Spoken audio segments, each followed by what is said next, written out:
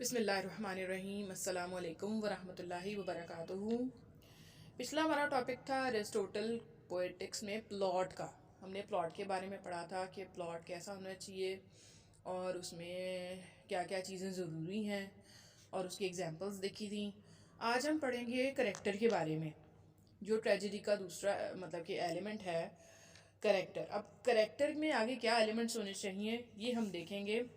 When it come to characters, poet should और writer should aim for four things। जब वो character की बात आए तो पोएट या राइटर जो भी हो वो चार चीज़ें अपने जहन में रख ले अरिस्टोटल के मुताबिक। First, the hero must be good in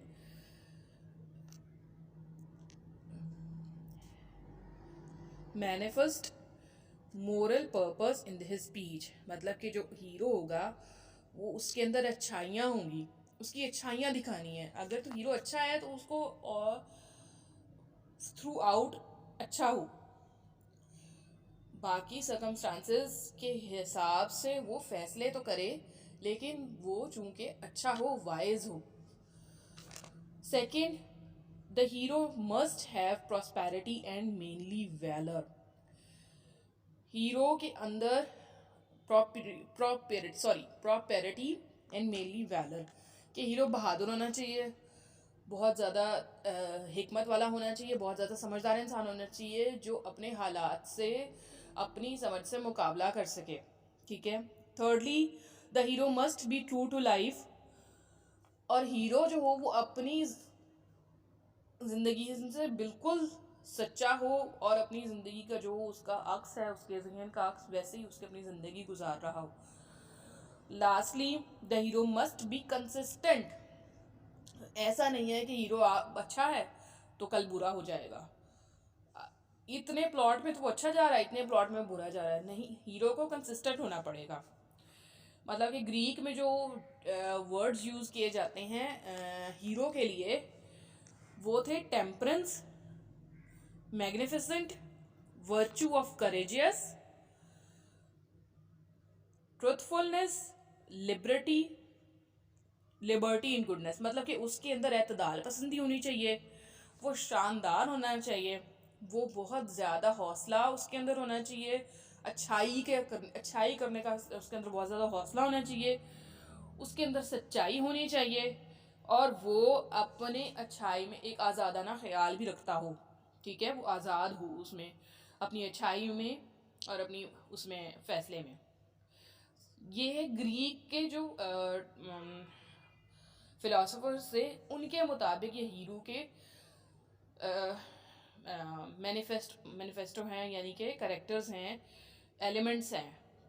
पहला तो हमने देखा क्या कि वो must be good, moral purpose in his speech, manifest moral purpose in his speech. Second हमने क्या देखा, वो वेलर, मेनली वेनर होना चाहिए, बहादुर होना चाहिए। तीसरा ये कि वो ट्रू टू लाइफ होना चाहिए। चौथा वो कंसिस्टेंट होना चाहिए। और ग्रीक हमें क्या कहते हैं, ग्रीक फिलोसोफर्स, उनके नज़दीक हीरो कैसा होना चाहिए, सेम है, temperance, magnificent, virtue of courage, truthfulness, liberty in goodness. ये हीरो की क्वालिटीज़ होनी चाहिए। अगर आप एज इट इज़ लिख देंगे तो ये भी उन 4 पॉइंट्स के बाद आप ये वाले पॉइंट्स भी लिख देंगे तो आपका क्वेश्चन कंप्लीट हो जाएगा। उस पॉइंट्स को आप एक्सप्लेन आगे ब्रीफ कर दें। मतलब ट्रू टू लाइफ, कैसा ट्रू टू लाइफ हो, अगर तो उसके साथ जैसे जो ट्रेजेडी पेश आई है उसकी वजह से ऑडियंस मतलब इतना जो राइटर ने उसको इतना ट्रू टू लाइफ बनाया हुआ हो कैरेक्टर को कि उसकी वजह से ऑडियंस को उसके साथ जो हुआ है उससे पिटी एंड फेयर फील करना शुरू कर दें कि अच्छा जो उसके साथ हो सकता है वो हमारे साथ भी हो सकता है। इस तरह की कहानी, इस तरह का हीरो और इस तरह का कैरेक्टर राइटर को लिखना चाहिए अरिस्टोटल के मुताबिक। ट्रेजेडी क्या होती है, हमने बहुत मतलब कि कुछ वीडियोस पहले में हमने ये पढ़ा था कि ट्रेजेडी क्या होती है। इमिटेट सीरियस सब्जेक्ट, हमने उसके अंदर सीरियस सब्जेक्ट के बारे में बात करनी होती है। Character of higher type, character उसका बहुत हायर होना चाहिए। पहला है ट्रेजेडी सीरियस सब्जेक्ट से बिलोंग करती है, दूसरा कैरेक्टर हायर टाइप होना चाहिए, और दूसरा उसके बाद फिर हम देखेंगे कि जो एलिमेंट्स हैं ट्रेजेडी के वो कौन कौन से हैं, वो हमने पहले भी पढ़े हैं, अब तो सबको इजीली क्लियर हो चुके होंगे। प्लॉट, कैरेक्टर, थॉट, डिक्शन, ये बहुत 4 इंपॉर्टेंट एलिमेंट है। सॉन्ग और स्पेक्टिकल ट्रेजेडी में एडिशनल एलिमेंट है, किससे? एपिक से। एपिक में सॉन्ग और स्पेक्टिकल नहीं होता, लेकिन एपिक में क्या क्या होता है? एपिक का सब्जेक्ट भी जो होता है वो सीरियस होता है, imitate serious subject. Character higher type का होता है उसमें, जैसे हम Belinda Rape of the Lock पढ़ें, एपिक पोइम, वो बिल्कुल ऐसी ही पोइम है। उसमें जो बेलिंडा थी और जो उसका हीरो था वो दोनों हायर सोसाइटी के लोग थे,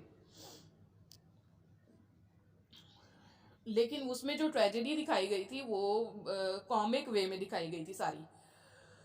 लेकिन यहाँ हम पढ़ रहे हैं अरिस्टोटल की ट्रेजेडी जो सीरियस होनी चाहिए, उसका सब्जेक्ट क्या होना चाहिए? सीरियस होना चाहिए। और प्लॉट, करेक्टर, थॉट भी एपिक के एलिमेंट हैं, डिक्शन भी एपिक का एलिमेंट है। एपिक के एलिमेंट में क्या चीज़ नहीं है? वो है सॉन्ग और स्पेक्टिकल। यहाँ से अब देखें कि अब आप ट्रेजेडी और एपिक का डिफ्रेंशिएट करें तो हम 4 चीज़ें मुख्तलिफ देखेंगे। पहले ये कि सेवरल मीटर, एपिक ट्रेजेडी में सेवरल मीटर होते हैं। सॉरी, मैं दोबारा रिपीट कर देती हूँ कि ट्रेजेडी में सेवरल मीटर होते हैं, एपिक में ओनली 1 मीटर होता है। वो कौन सा मीटर होता है? हेक्सा मीटर होता है। Kind of words hexameter. और जो ट्रेजेडी होती है वो परफॉर्म्ड होती है, और जो एपिक होता है वो नरेटेड होता है। ट्रेजेडी और एपिक में और भी चीज़ें ये हैं कि वो यूनिटी, ट्रेजेडी में होता है यूनिटी इन स्ट्रक्चर, एपिक में भी यूनिटी इन स्ट्रक्चर। ट्रेजेडी में लेस फ्रीडम होता है, लिमिटेड होती है ट्रेजेडी। एपिक में मोर फ्रीडम होता है और वो कंप्लीट होता है।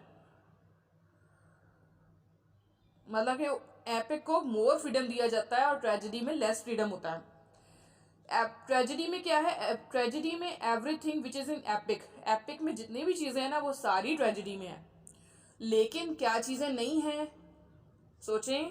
हाँ जी, सॉन्ग और स्पेक्टिकल नहीं है एपिक में। सारे एलिमेंट्स ट्रेजेडी के हैं एपिक में, लेकिन एपिक में सॉन्ग और स्पेक्टिकल नहीं है जो कि ट्रेजेडी में है। अब आपको क्लियर हो गया? ये करेक्टर का था कि हमने करेक्टर जो अरिस्टोटल का वो कैसा दिखाना चाहिए, और फिर ट्रेजेडी जो होती है वो हायर सब्जेक्ट की होती है, और हमने ये आज देखा। उससे आगे थोड़ा सा आगे हम और भी देख लेते हैं कि अगर एलिमेंट्स ऑफ इमिटेशन, इमिटेशन के एलिमेंट्स क्या होने चाहिए? The poet must imitate either things as they are.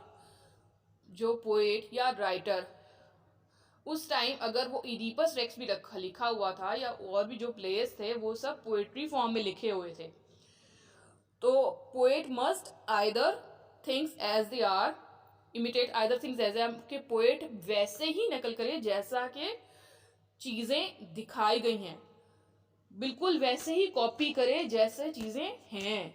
Things as they are thought to be, और जैसे चीज़ें हो सकती हैं, और things they are ought to be, और जैसे कि चीज़ों को होना चाहिए। The poet also imitates in action and language. Poet को जैसे चीज़ें किरदार अदा किए गए वैसे ही उनको कॉपी करना चाहिए अपनी पोएट्री में या अपनी राइटिंग में। और दूसरा ये कि लैंग्वेज भी वैसी ही होनी चाहिए, और उसमें जो ज़्यादा जो लैंग्वेज का इस्तेमाल हो, जैसे प्रेफरली भी वो मेटाफर्स इस्तेमाल करे और कंटेम्प्रेरी वर्ड्स इस्तेमाल करे, कि मेटाफर्स के उसको मैं इस्तेमाल करे अपनी राइटिंग्स में, और कंटेम्प्रेरी वर्ड्स भी इस्तेमाल करे, कि उसको ऐसी लैंग्वेज में जो हाई लैंग्वेज भी हो लेकिन लोगों को समझ भी आती भी हो language. Error comes when the poet imitates incorrectly and thus destroy essence of the poem. जब गलतियाँ तब आती हैं जब एक पोएट जो होता है, जब एक राइटर जो होता है, वो उसको गलत से जो जैसे असल में वो होती हैं वैसे इमिटेट नहीं करता, बीच में एरर डाल देता है, गलत कॉपी करता है, तब चीज़ें तबाह हो जाती हैं। और जो एसेंस होता है ना, जो पोएम का, जो ट्रेजेडी हम बताना चाह रहे होते हैं, उसमें उसकी राइटिंग में वो जो बताना चाह रहा होता है वो फिर गलतियों में चली जाती है। इसलिए उसको ऐसे ही इमिटेट करना चाहिए जैसे करेक्टर, जैसे चीज़ बताई गई है। अब कंक्लूजन में, अरिस्टोटल के कंक्लूजन में क्या चीज़ आती है कि कौन ट्रेजेडी बेहतर है। जब हमने देखा, डिफ्रेंशिएट देखी ट्रेजेडी और एपिक में, तो ये भी सवाल आता है कि ट्रेजेडी बेहतर है या एपिक। ये इसका अपने इजहार करें अपनी राय का, तो आप वहाँ पे क्या लिखेंगे? Aristotle argues that tragedy is in fact superior to epic. Aristotle कहता है कि ट्रेजेडी जो है वो एपिक से सुपीरियर है, because it has all the epic elements as well as spectacle and music to provide an indulgent player for the audience. क्योंकि उसमें वो सारे एलिमेंट्स हैं जो एपिक में हैं, लेकिन इसमें स्पेक्टिकल भी है, इसमें म्यूजिक भी है, जो ऑडियंस को प्लेयर भी देता है और फिर बाद में पिटी एंड फेयर भी फील करवाता है। सो अरिस्टोटल के पॉइंट ऑफ व्यू के मुताबिक tragedy is the higher art. Aristotle के पॉइंट ऑफ व्यू के मुताबिक क्या है कि ट्रेजेडी एक आर्ट की बहुत बुलंदी सतह पर है बनिस्बत के एपिक के। तो कंक्लूजन में क्या निकला कि tragedy is the best. Which is the best? अगर हम कहें एपिक और ट्रेजेडी, क्वेश्चन आता है अगर विच इज़ द बेस्ट, तो आपने बताना है कि ट्रेजेडी इज़ द बेस्ट। क्यों बेस्ट है ट्रेजेडी? ये हमने भी देखा कि वो बताता है कि एक तो उसके अंदर एलिमेंट्स ट्रेजेडी में एपिक से ज़्यादा हैं, और उसमें ये कि जहाँ मतलब कि जो व्यूअर्स हैं वो उसमें इंडल्ज भी होते हैं, और फिर उसके बाद उस इंडल्जन में वो पिटी एंड फेयर भी फील करते हैं करेक्टर के ऊपर। सो अभी हमने क्या क्या देखा?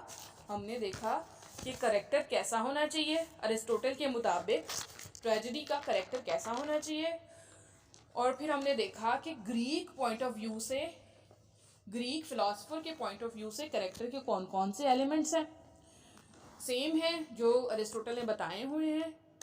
और फिर हमने देखा कि ट्रेजेडी और एपिक क्या क्या है, ट्रेजेडी क्या चीज़ है और एपिक क्या चीज़ है। फिर हमने डिफ्रेंशिएट देखा दोनों में कि उनको हम डिफ्रेंशिएट करें तो एपिक में क्या चीज़ें आती हैं और ट्रेजेडी में क्या चीज़ें आती हैं। और फिर हमने देखा कंक्लूजन देखा कि ट्रेजेडी का कंक्लूजन में ट्रेजेडी बेहतर है या एपिक बेहतर है। उसमें हमने अरिस्टोटल का पॉइंट ऑफ व्यू भी देखा और बेहतर क्या है वो भी हमने देखा। उम्मीद है आपको आज की वीडियो क्लियर हो गई होगी और इसको आप अच्छे से समझ सके होंगे।